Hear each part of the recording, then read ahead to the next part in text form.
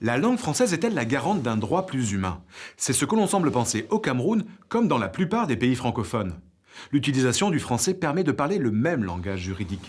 Or, la mondialisation accélérée, dominée par l'anglais, met à mal ce droit francophone, et ce, d'abord, au détriment des citoyens. C'est ce que nous explique Abdoulaye Harissou, notaire au Cameroun et secrétaire général de l'Association du notariat francophone.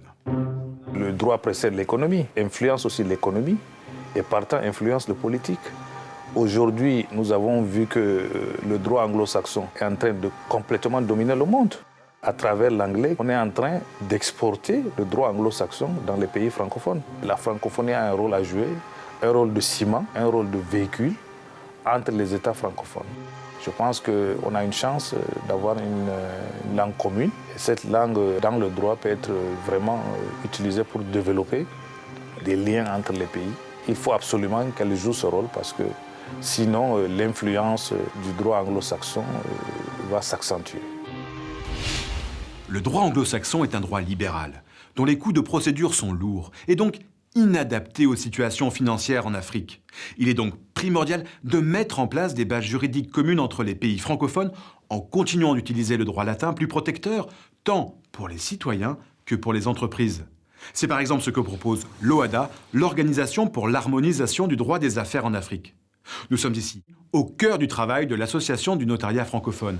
Cette association intervient dans 20 pays pour les aider à garantir leur sécurité juridique et encadrer le développement économique. Chaque année, elle organise en Afrique l'Université du notariat francophone. Au programme, échanges sur les pratiques notariales et formation des jeunes notaires qui appliqueront sur le terrain une justice sociale au service des citoyens.